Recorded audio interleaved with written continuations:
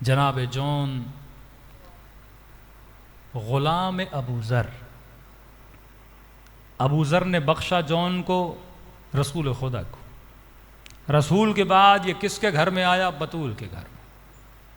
مولا علی شہید ہوئے، امام حسن کا غلام بنا. امام حسن شہید ہوئے، امام حسین کا غلام بنا.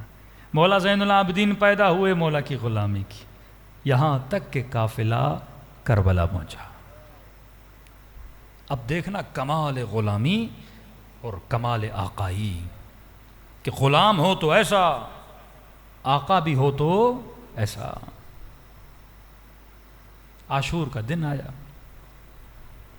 ایک ایک کر کے اصحاب امام حسین شہید ہو رہے تھے. جون یہ منظر دیکھ رہا ہے.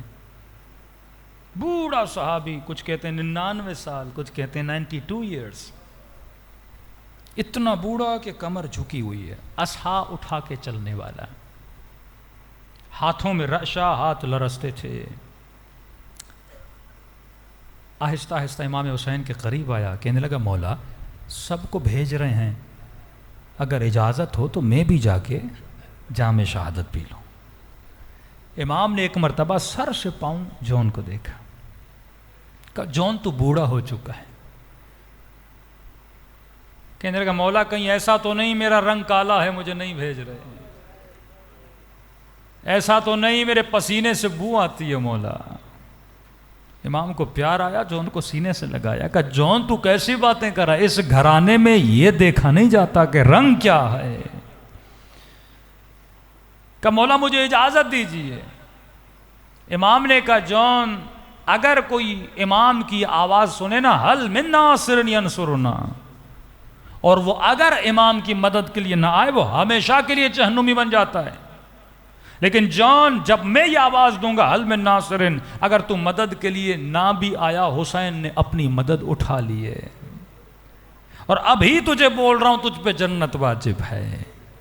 تو اگر واپس جانا چاہتا ہے چلا جا، تیری زندگی کے آخری دن ہے، کسی باغ میں جا کے گزار لے. تو نے بڑی خدمت کی، میرے نانا کی، میرے بابا کی، میرے بھائی کی. جون میں تجھے مرتا ہوا دیکھنا نہیں چاہتا.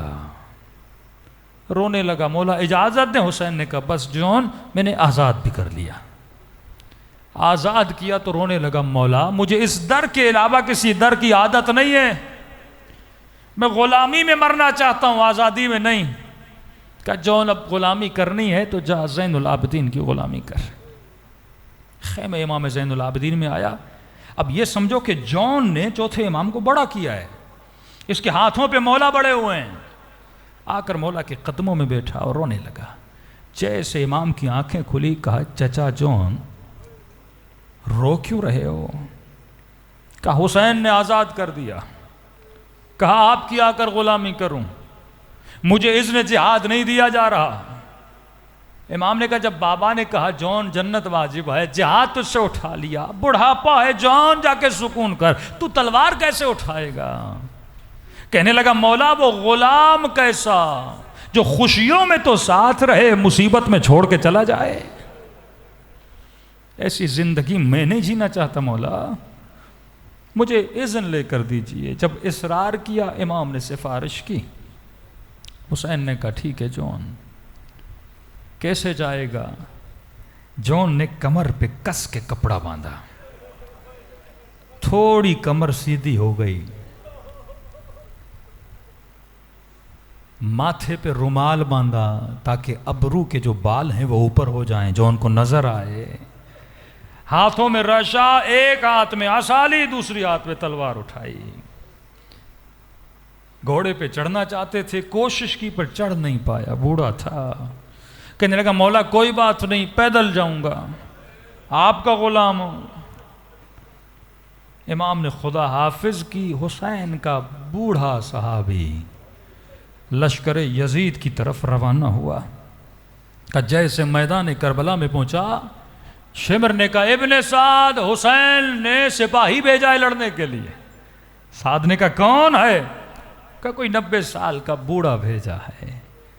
کہ حسین اتنے غریب ہو گئے اب بوڑھوں کو مقابلے کے لیے بھیج رہے ہیں. کہ کون ہے؟ کہ جون. ابن سعد جانتا تھا بچپن سے ان کے گھر کا غلام ہے، اہل بیت کے گھر کا بچہ جون سے محبت و الفت رکھتا تھا کہ خبردار شیمر اس کو تیر نہ مارنا۔ امیر پھر کیسے ماریں؟ تلوار نہ مارنا، نیزہ نہ مارنا۔ کہ میرا دل ہے اسے ایسے ماروں کہ حسین کو تڑپتا ہوا دیکھوں۔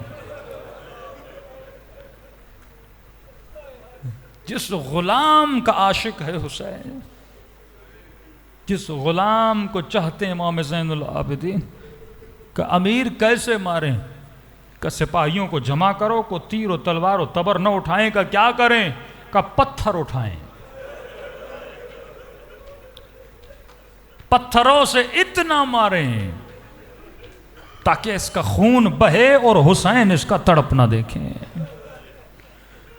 کہتے بوڑھا حسین کا صحابی جیسے تلوار اٹھائی، فوج یزید کو للکارا، ہے کوئی مائی کا لال جو حسین کے غلام کا مقابلہ کرے؟ تیری یہ جرت، تو زہرا کے فرزند کو مارنے کے لیے آیا ہے؟ اتنے میں پتھروں کی بارش شروع ہو گئی۔ لشکر یزید کا سپاہی کہتا ہے اتنے پتھر لگے جون زمین پہ گر پڑا۔ ایک تو آدمی بوڑھا ہو، کمزور ہو، اور بدن پہ اتنے زخم لگے ہیں۔ کہتا ہے جب زمین پہ گرانا، سر ابھی زمین پہ گرا نہیں تھا، حسین دوڑے دوڑے آئے اور جون کا سر اپنی گودی میں لے لیا۔ اب ذرا غور سے دیکھنا غلام اور آقا کیسے ہوتے ہیں، کہ جیسے مولا کے گودی میں سر رکھا، جون نے فوراً اپنا سر خاک کربلا پہ رکھ دیا۔ روایت لشکر یزید کے سپاہی سے آئے کہ میں غور سے دیکھ رہا تھا یہ غلام کیسا ہے، آقا کیسا ہے۔ کہ پھر اس نے مولا حسین نے سر گود میں رکھا، پھر جون نے خاک کربلا پہ رکھ دیا۔ حسین نے کہا کہ جون بار بار سر کیوں اٹھا رہا ہے؟ کہ مولا میرا خون نجس ہے۔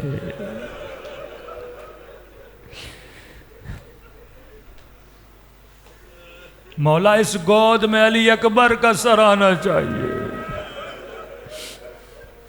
مولا میں غلام ہوں، میرے بدن سے بدبو آتی ہے۔ کہا کئی مرتبہ حسین نے پیار سے سر گود میں رکھا، نہ تواں جسم تھا، خون بہ چکا تھا، پھر بڑی کوشش کر کے سر کو خاک کربلا پہ رکھتا تھا۔ مولا حسین نے دیکھا نا جون راضی نہیں ہو رہا کہ حسین کی گود میں سر رکھے۔ خدا را یہ جملہ سن کے عشق ہوتا ہے حسین سے کہ ایسے حسین مولا کے ماننے والے ہو۔ لشکر یزید کا سپاہی کہتا ہے میں نے زندگی میں نہ ایسا غلام دیکھا، نہ آقا کی ایسی محبت دیکھی۔ کہتا ہے کیا دیکھا؟ کہتا ہے جب اس نے بار بار سر خاک کربلا پہ رکھا نا تو میں نے دیکھا حسین نے جھکنا شروع کر دیا۔ اتنا جھکے کہ حسین کے رخسار جون کے رخساروں پہ آ کے پڑے، اور آہستہ سے کہا جون تو نے غلامی کا حق ادا کر دیا، اور بار بار یہ نہ کہو تیرے بدن سے بو آتی ہے۔ حسین نے دعا کی اللہم بیض وجہہ، اے خدا قیامت کے دن اس چہرے کو سفید کر دینا، اے خدا اس کے بدن کو خوشبودار بنا دے۔ لشکر یزید کے سپاہی کہتے ہیں جب لاشوں کو پامال کیا جا رہا تھا، ایک لاشے سے اتنی خوشبو آ رہی تھی، جب غور کیا گیا یہ حسین کے غلام کا لاشا تھا۔ یہ مقام غلامی ہے کہ جب ہمارے بدن سے بھی روح نکلے، اس طرح امام زمانہ ہم سے ملنے آئے کہ مومن جب پرواز کرنے لگے دنیا سے اور آخرت کی طرف جانے لگے تو حسین کی زیارت ہونی چاہیے۔ یہ نہیں کہ یہ صرف مقام جناب جون کے لیے تھا، وہ کریم ہیں، کسی مقام سے کسی کو محروم نہیں کرتے۔ کہ تو بھی اپنے وجود کی تہذیب کر لے، تو بھی اپنی تربیت کر لے، تو بھی اپنے اندر صفات حسینی کو پیدا کر لے، تیرا بھی یہ مقام ہو سکتا ہے۔ یہ راتیں اس مقام کو پانے کے لیے ہیں، پرواز کو بلند کرنے کے لیے ہیں۔ اور گریہ حسین ابن علی، واللہ یہ گریہ انسان کو کہاں سے کہاں پہنچاتا ہے، روح کی پرواز کو بلند کرتا ہے۔ یہ راتیں رونے کی راتیں ہیں۔